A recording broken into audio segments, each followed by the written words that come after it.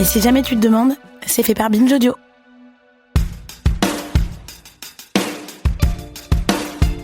Dans la grande et sombre galaxie de l'extrême droite francophone, il est un grand ancien, à l'échelle de notre époque numérique évidemment. Alain Soral, figure récurrente du web des années 2010, via son site Égalité et Réconciliation, fait partie de ceux qui ont fait passer les idées les plus nauséabondes à l'heure d'Internet. Alors aujourd'hui, son nom est plutôt associé aux pages police-justice qu'à la rubrique politique, mais il n'en demeure pas moins l'un de ceux qui ont pavé la voie aux influenceurs d'extrême droite qui aujourd'hui pullulent sur les réseaux.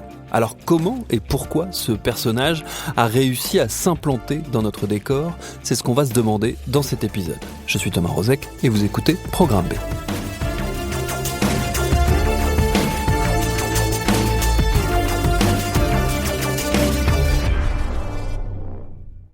Et pour nous éclairer dans la nuit noire de la nébuleuse néofasciste, nous avons heureusement deux guides de grande qualité, à savoir mes confrères Maxime Massé et Pierre Plotu, journalistes spécialistes de l'extrême droite qu'ils décortiquent chez Libé et à laquelle ils ont consacré un livre passionnant, Pop Fascisme, comment l'extrême droite a gagné la bataille culturelle sur Internet, paru aux éditions Divergence et dont je vous recommande chaudement la lecture. J'ai commencé par leur demander tout simplement, c'est qui Alain Soral ? Et c'est Maxime Massé qui répond en premier. Alain Soral, c'est un militant d'extrême droite franco-suisse qui a la particularité en fait d'être probablement l'un des plus antisémites de la bande. Il est encore dans ce vieux paradigme de l'extrême droite française qui est d'être antisémite avant d'être islamophobe. Il a longtemps d'ailleurs été le porteur d'une espèce de théorie qu'il a appelée plus ou moins le front de la foi, qui voulait qu'avec les chrétiens s'allient les musulmans pour lutter contre l'influence des juifs. Il a un petit peu infléchi son discours depuis la montée en fait de la pensée identitaire, où il a inclus ce que lui appelle les racailles ethniques dans les gens à exclure de la société française, mais il reste quand même le patron, en tout cas, de la pensée antisémite en France, parce que c'est essentiellement son cœur de cible.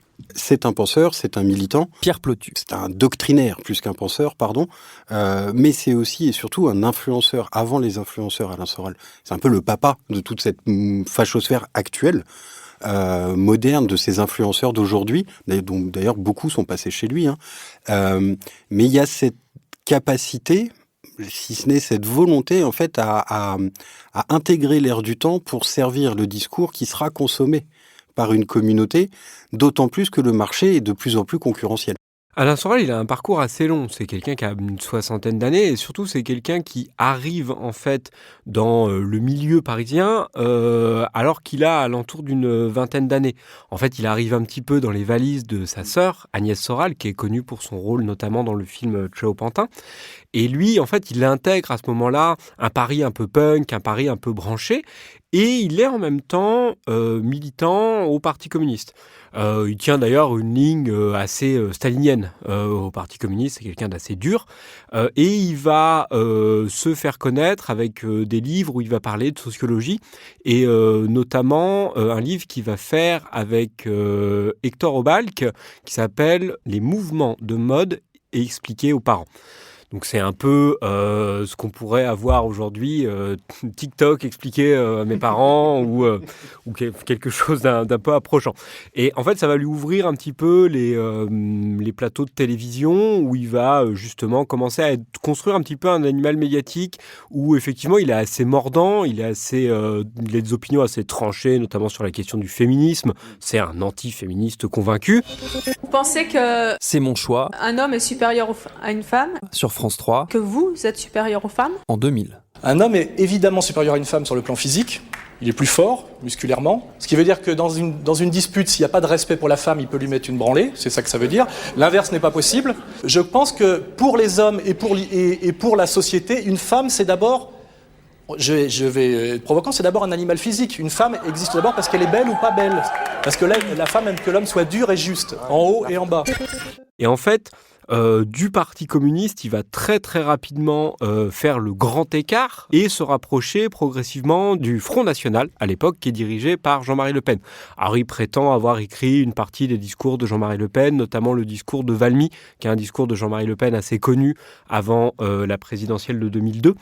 On n'est pas tout à fait sûr que ce soit lui qui l'ait écrit, enfin il a peut-être participé, et il va aussi intégrer un peu les arcanes du pouvoir du Front National, mais très rapidement on va se rendre compte qu'en fait Alain Soral c'est quand même quelqu'un qui a un ego surdimensionné, qui est difficile à gérer, donc on va le mettre un peu dehors du Front National, mais ce passage au Front National ça va lui permettre en fait d'intégrer tout un spectre de l'extrême droite radicale qui gravite encore à ce moment-là autour du Front National.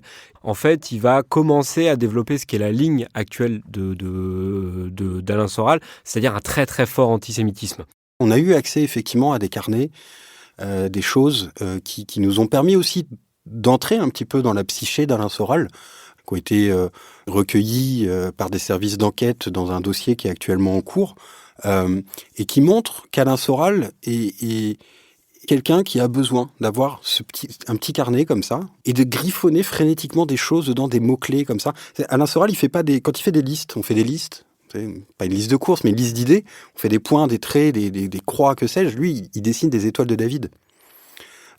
Alain Soral, quand il jette des idées sur le papier comme ça, par exemple, alors les mots sont un peu crus, il écrit PD, les lettres P et D, inférieures à juif, il l'entoure, il l'encadre frénétiquement, on le voit au crayon noir, c'est souligné, voilà. On sent que dans ce petit carnet Rhodia, qui doit être grand comme la paume d'une main, ça a été écrit avec les dents serrées. On pourrait croire que son antisémitisme et sa position au sein de l'extrême droite radicale, c'est quelque chose de très situationnel, quelque chose dont il sert un business. En fait, non, je pense que l'exploitation de ces carnets, notamment par les enquêteurs, montre que c'est quelqu'un qui est compulsivement antisémite, comme pouvait l'être un Drummond ou un Déroulède au siècle dernier, et qu'il est vraiment dans cette tradition presque des années 30 de l'antisémitisme français, d'un antisémitisme extrêmement virulent, extrêmement violent, dont ses écrits qui sont vraiment nerveux. On sent que vraiment il a appuyé à la pointe de son stylo. Il y a une dimension pathologiquement antisémite, et ça c'est très important, je pense, de le souligner.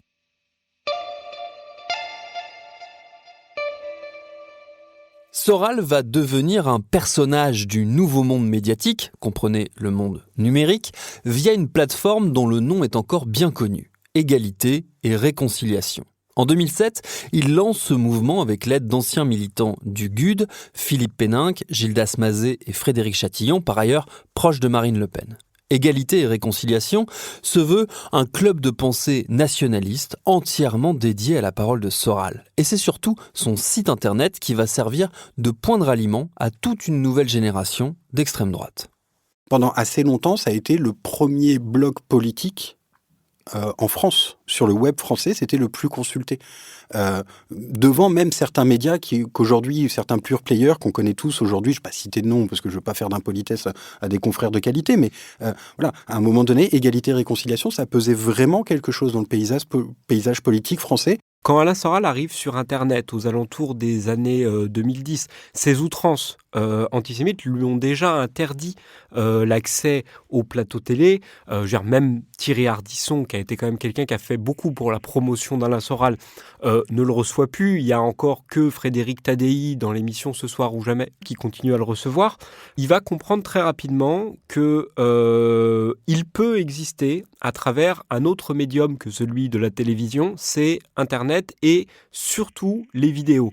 Parce qu'au moment où lui commence à faire des vidéos assez longues dans ce canapé rouge, c'est le seul à faire ça. Et il y a un côté, je pense, assez captivant pour un auditoire assez jeune, qui du coup ne regarde pas la télévision, mais transpose un peu la façon dont on regarde la télévision sur Internet. Et c'est pour ça, en fait, je pense que le site Égalité et Réconciliation marche bien, parce qu'effectivement, il est extrêmement présent sur YouTube, mais souvent, ça renvoie vers le site de ER, et qu'après, effectivement, les gens ont l'habitude d'aller sur ER pour retrouver les vidéos d'Alain Soral. Donc, ils commencent à lire un petit peu les autres contenus, même si, globalement, les contenus écrits sont plutôt pauvres sur Égalité et Réconciliation. L'idée, c'est d'amener les gens vers la vidéo. Pourquoi ? Parce que la vidéo, c'est monétisé, contrairement au contenu écrit. avec un bon talent de marketing aussi, c'est-à-dire cette capacité à mettre en accès gratuit une vidéo d'1 heure, mais dont j'ai enlevé les 10 minutes. Vous allez voir, où là, tout est dit. Je vais parler 1 heure, je vais pas dire, mais là ces 10 minutes-là, par contre, celles-là, elles sont payantes. Et donc, en fait, pour payer, il faut adhérer. Et pour adhérer, il faut mettre le doigt dans l'engrenage. Égalité et réconciliation est vraiment construit et fonctionne comme un réseau extrêmement caporaliste, extrêmement centralisé, extrêmement organisé. La moindre section locale va avoir un secrétaire de section, quelque chose qui peut sembler assez classique, mais qui finalement a été vraiment mis sur le papier de manière poussée, et puis qui va avoir un échelon départemental, un échelon régional qui va référer à l'échelon national, avec aussi un système où à l'intérieur, tout le monde ne sait pas à l'échelon régional qui est à l'échelon national, ne connaît pas les vraies identités, un cloisonnement, des choses comme ça, qui vont, je pense, déjà permettre de faire rentrer les gens sous une coupe. Par exemple, il y a des comptes rendus de réunions internes qu'on a pu consulter. Il y a vraiment la dimension où vous êtes les soldats de la cause qui est rabâchée aux gens. Ça peut paraître être un gros mot, mais on est presque dans une forme d'endoctrinement. Impossible de parler d'Alain Soral sans mentionner un compagnonnage important, celui qui le lie à Dieudonné. Dans un épisode récent de Programme B, on a raconté la dérive de l'ex-humoriste vers l'extrême droite. Cette dérive, elle se fait par étapes, la plus connue étant ce sketch antisémite chez Marc-Olivier Fogiel en 2003. Essayez de vous ressaisir, rejoignez l'axe du bien, l'axe américano-sioniste, ça me paraît important, qui vous offrira beaucoup de débouchés. Un sketch qui va, entre autres, l'amener à croiser la route d'Alain Soral. Après ce sketch chez Marc-Olivier Fogiel, il y a quand même une rencontre entre les deux, parce que Alain Soral, il est déjà dans ce logiciel profondément antisémite, et comme Dieudonné, ça va durer quand même un petit moment avant qu'il soit définitivement blacklisté pour ses propos. Je ne suis pas sûr que les deux personnes s'estiment beaucoup, qu'ils soient très amis dans la vie, mais par contre, ils ont un combat commun.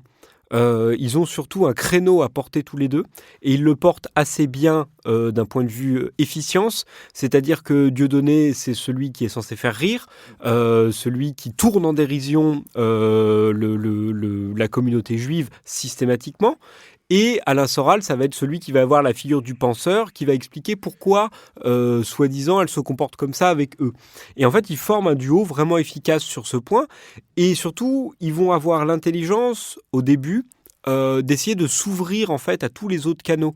Ils vont donner, notamment à travers la plateforme Égalité et Réconciliation, la parole à toute une série de personnes qui vont être un petit peu des bébés Dieudonné Soral. On pense à Salim Laibi, on pense à Joel Corbeau, on pense à tout un tas de personnes comme ça qui vont finir en fait par s'engueuler avec Alain Soral, parce que a priori, au quotidien, il n'est pas facile à vivre, mais c'est une force à un moment d'avoir réussi à faire de ER l'espèce de navire amiral, au point d'ailleurs que c'est Alain Soral qui va donner le nom à cette frange particulière de l'extrême droite qu'on va appeler après la dissidence. Il y a une synergie aussi qui se développe, c'est-à-dire que Alain Soral a déjà une communauté là où Dieudonné a perdu la sienne. Ça a mis du temps, mais il est en train de perdre la sienne définitivement.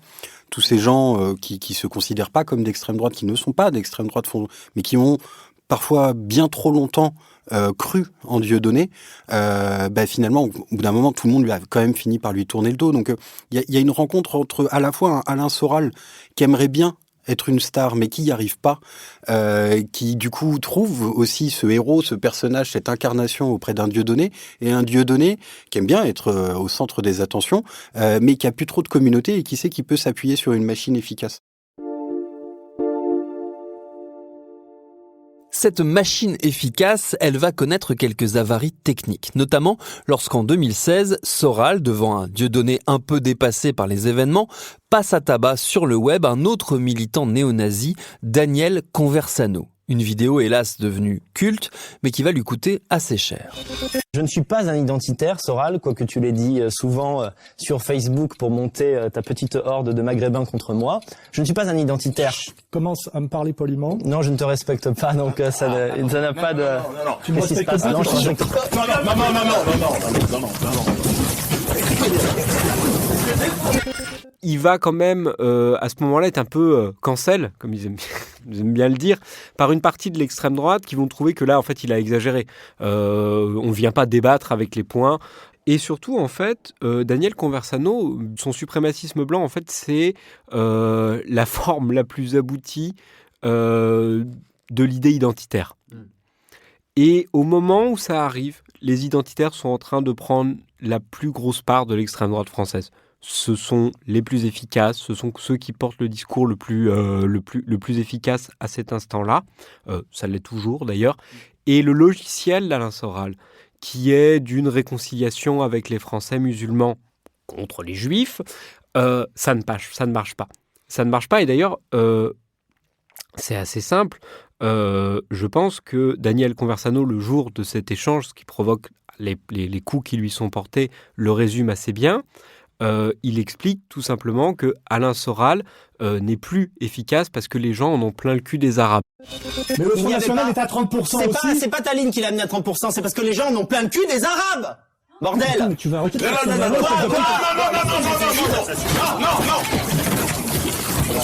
J'en ai marre de t'entendre insulter les gens, espèce d'ordure. Et toi, tu m'insultes et je dois dire oui. Et lui, son logiciel, il marche pas très très bien à ce moment-là parce qu'on est très porté sur une idée civilisationnelle à l'extrême droite, la civilisation européenne contre les autres civilisations. Et en fait, effectivement, à ce moment-là, on constate que Alain Soral perd de l'ampleur au sein de la fachosphère de l'extrême droite sur Internet. Par contre, il y a un élément qui va le faire revenir au centre du jeu, c'est l'épidémie de Covid. Son discours, qui est depuis des années complotiste, et le complotisme n'apparaît pas avec l'épidémie de Covid, mais il va prendre une importance capitale à ce moment-là, parce qu'on est sur une rupture de la normalité qui effraie beaucoup de gens.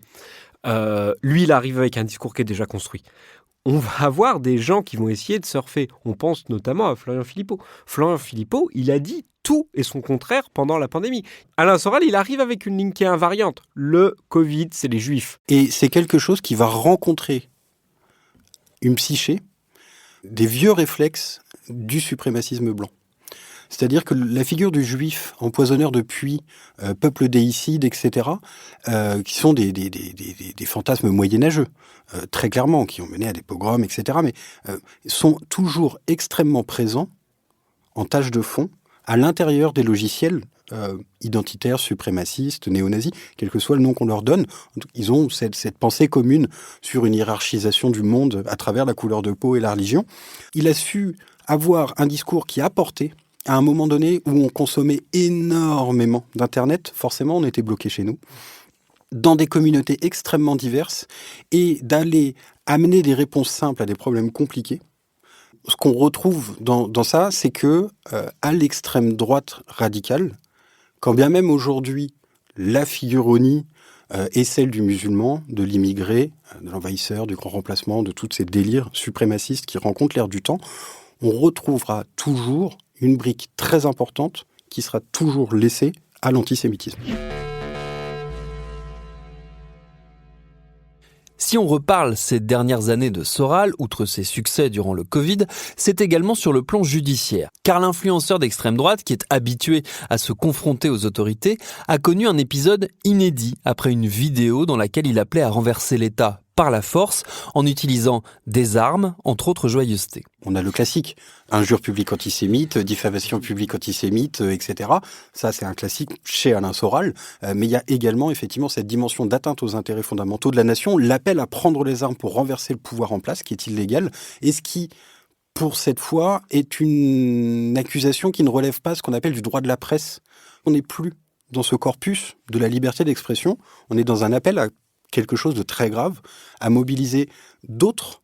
Et là, cette atteinte aux intérêts fondamentaux de la nation a mobilisé d'autres vaisseaux légaux, d'autres moyens qui ont effectivement mené sur cette perquisition. Il y a une perquisition donc, au domicile français d'Alain Soral, qui se situe dans le très chic 6e arrondissement de Paris. Donc c'est un appartement qu'il occupe, bien qu'il appartienne à une des boîtes qui forment Égalité et Réconciliation. Et dans ce bel appartement, on est sur un bel appartement parisien dans un immeuble haussmannien. On est sur quelque chose d'assez cossu pour la crème de la dissidence qui vit traquée. Donc on va retrouver effectivement à l'intérieur ce célèbre canapé rouge qu'on voit sur toutes les vidéos, toute une série de quenelles, donc c'est des espèces de faux Oscars que remet Dieudonné, mais aussi une profonde littérature antisémite. On a un poster de Mussolini, il y a un tableau de Céline, un tableau d'Alain Soral lui-même. Oui, une parodie de Magritte, oui, voilà. Avec écrit « Ceci n'est pas un antisémite ». Et c'est donc lui-même, et si je ne m'abuse, c'est une des premières choses qu'on voit quand on rentre dans l'appartement. Il y a un côté entre de la bête quand même. Pour la première fois, déjà, on sait que c'est de là que travaille Alain Soral, parce qu'il a plein d'adresses comme ça. Même les policiers, ils ont mis longtemps. L'enquête a été bien faite, il y a des moyens qui ont été mobilisés parce qu'ils sont allés à des adresses qui étaient données. En fait, c'est qu'un hangar où avec 3 lits superposés, et puis c'est un voisin qui est un mec de la cause, qui vient ouvrir aux gendarmes, qui dit « Ah non, qui donne pas son nom. Le téléphone, il n'est pas ouvert à son nom, il est payé sur un autre compte bancaire qui est encore ouvert au nom de machin. » Et voilà. En fait, il fait tout ce qu'il est possible de faire pour entraver le travail de la justice. Parce que c'est pas la même chose de tenir des propos publiquement et de les assumer, que de tenir des propos publiquement et de fuir la justice. C'est quand même 2 choses complètement différentes. Qu'Alain Soral continue à se réclamer héros au sens de porte-voix de quelque chose en ayant fui l'arbitre du jeu public, qui est la loi française, en allant bénéficier de sa double nationalité suisse pour se planquer en Suisse, c'est pas la même chose d'assumer et de fuir. Et donc il met en fait en place tous les paravents qui permettent de brouiller le jeu et d'éviter qu'on lui mette la main au collet. D'ailleurs, les policiers le racontent très bien. Il a fallu planquer devant sa porte, c'est-à-dire que lui envoyer un courrier pour lui dire voilà, vous êtes convoqué, ça n'a pas d'effet avec Alain Soral. Ce dossier, l'accès à ces éléments, ça nous apprend un certain nombre de choses. Premièrement, ça nous apprend ce que tu disais tout à l'heure, Maxime, c'est que oui, Alain Soral est un antisémite convaincu. C'est pas un camelot qui gagne de l'argent en racontant ceci ou cela. Non. L'accès à ses carnets, l'accès à sa décoration, l'accès à l'endroit où il vit, parce que c'est de ça dont on parle, le montre. Oui, Alain Soral a un réseau qui n'est pas négligeable. Les documents internes de son organisation montrent aussi qu'il est bien à la tête d'une organisation. Et enfin, il y a un niveau de vie qui est très confortable. Et ce niveau de vie, il n'est entretenu que sur ce réseau. Mais surtout, il n'est entretenu que par une chose, c'est la haine antisémite d'Alain Soral. Et depuis cet entretien enregistré en 2024, Alain Soral a vu son destin judiciaire basculer. Il a été condamné à 1 an de prison ferme en septembre 2025 pour les propos contre l'État et les déclarations antisémites qu'on évoquait plus tôt dans l'épisode, puis à 2 ans de prison ferme avec mandat d'arrêt pour association de malfaiteurs pour sa participation à une chaîne Telegram relayant la propagande iranienne. Il n'a pas assisté à ces procès puisqu'il était réfugié, on le rappelle, d'abord en Suisse, puis désormais depuis mars 2026 en Russie, pays des droits de l'homme, de la liberté d'expression et de la dissidence, comme tout le monde le sait. Merci à Pierre Plotu et Maxime Massé pour leurs réponses. Lisez leur livre Pop Fascisme paru aux éditions Divergence. C'est essentiel pour comprendre les circulations des idées d'extrême droite aujourd'hui. Programme B, c'est un podcast de Binge Audio, une marque Urbania. Cet épisode a été préparé par Charlotte Bex, réalisé par Paul Berthiaud et Octave Bautier. Tous nos épisodes, les anciens comme les nouveaux, sont à retrouver sur toutes vos applis de podcast préférées. Cherchez-nous sur Internet si vous voulez nous parler et à très vite pour un nouvel épisode.